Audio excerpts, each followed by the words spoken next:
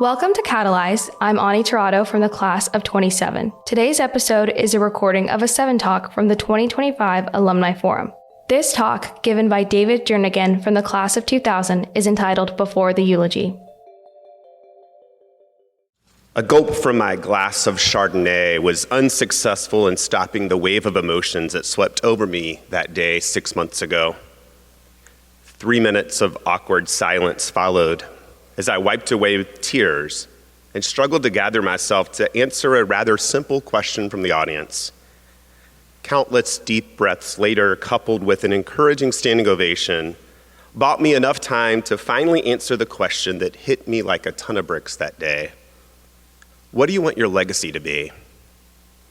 I'm not sure when I first started thinking about legacy, but it probably goes back at least as far as the summer of 1997, when I found myself in a summer bridge classroom in Houston, Texas, looking into the eyes of my 7th grade students, April Baltazar, Luis Almaguer, Fernando Montoya, Rafael Rodriguez, and many others, and realizing that I was put on this earth to do more than just make money. I knew after that Morehead summer enrichment experience that my calling was to serve young people. And as I embarked on a rewarding career focused on serving the children of Atlanta, the question of what my legacy of impact might be was both a source of inspiration, and yet at times it felt like a burden. After spending 2 years teaching 3rd graders in the heart of the city, I felt an overwhelming conviction to do more for the students who I saw in front of me each day. Students who were beautiful and talented, but whose zip code would likely set them on an educational trajectory of low expectations and poor achievement. So I soon found myself driving through the vibrant but challenged neighborhoods of West Atlanta, looking for a building where I might birth a college preparatory charter school, a building that I hoped to be the launching pad for brilliant scholars who would soon forge their own legacy of impact. One school led to 8 schools, and before I knew it, I was getting a phone call from the superintendent of Atlanta Public Schools asking me to serve as her number 2. As I took the deputy superintendent role on, the passion to have an enduring impact on the kids in my community never faded. But what did begin to change was how I started to think about my legacy. There's something about hitting your 40s that leads one to think differently about what matters most in life. And if I'm being honest, that little pesky question of legacy started to gnaw at me more and more. Not because my resume felt incomplete, but because my life felt incomplete. And a series of events that transpired over the last 3 years forced me to confront the tension that I had been neglecting, that tension between impact versus presence. In September 2022, I found myself in the Noonan Piedmont Hospital, holding the cold hand of my son, Jose, just a few blocks from where he had taken his life on the side of the road earlier that morning. I couldn't have been prouder of Jose. As a child born into poverty with unimaginable life challenges, he wasn't supposed to graduate from high school, but he did. And he even graduated from college despite having spent 2 years locked up in a juvenile detention facility. And while I celebrated his grit and determination that led to those educational achievements, what I primarily focused on in his eulogy was how he loved so selflessly. Even as life was weighing down on him during his final weeks on earth, he kept calling me to check on me, to see how I was handling my brother's recent cancer diagnosis. A diagnosis that led to a second eulogy 2 months later, one where I stood in the pulpit of a small country church in Elizabeth City, North Carolina, and said little about my brother's impressive resume and everything about how he lived his life with passion and pursued every hobby with unmatched vigor. Little did I know at that time that just 2 years later, I would be back in Elizabeth City, standing in the chapel of Twyford's funeral home, holding my sister's hand as we wiped each other's tears and attempted to capture in words the legacy of our mother, who was suddenly and unexpectedly taken from us earlier this year.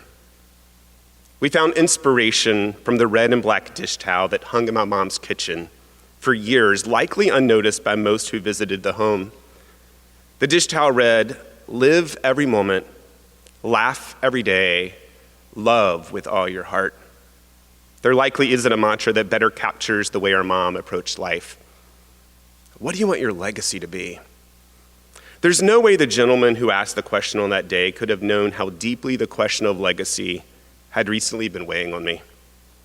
I think what prompted his question was the fact that I had shared with the audience that in just a few days I would be stepping down from my role as president and CEO of the Boys and Girls Clubs of Metro Atlanta.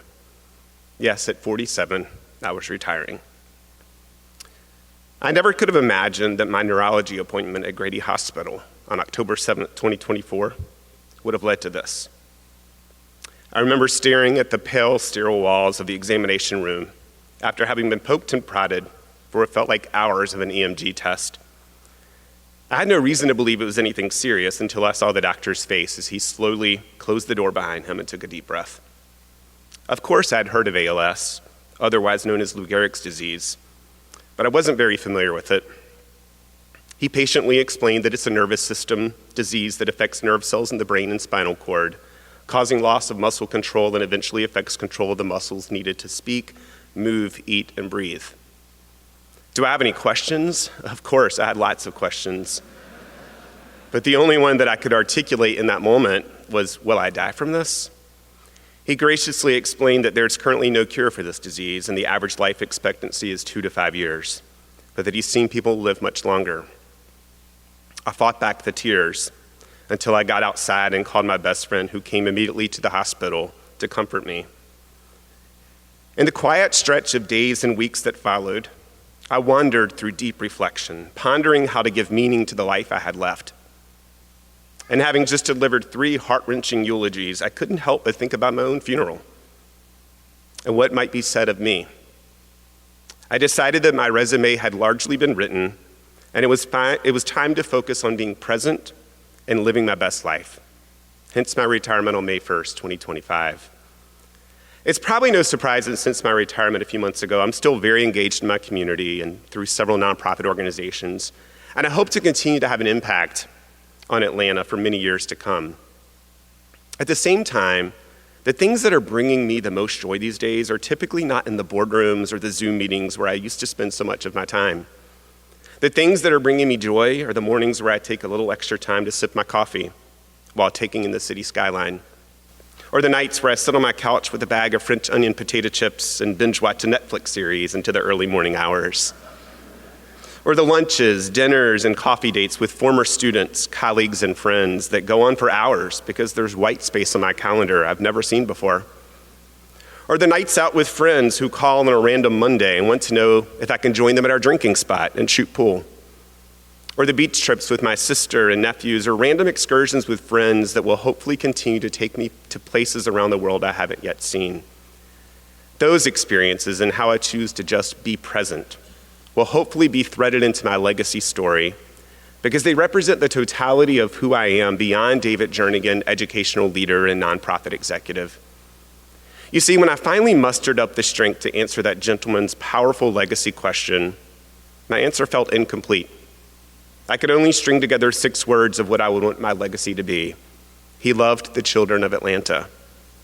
If I were given the opportunity to amend that simple answer, I think I would just add 4 more words, and he loved life. Thank you.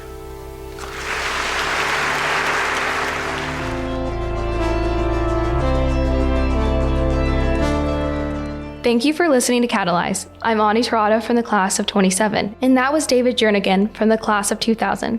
David is the former CEO of Boys and Girls Clubs of Metro Atlanta. To watch 7 talks from the forum, head to our YouTube channel at Morehead-Cain. You can let us know what you thought of this episode by emailing us at communications@moreheadcain.org or by finding us on social media at Morehead-Cain.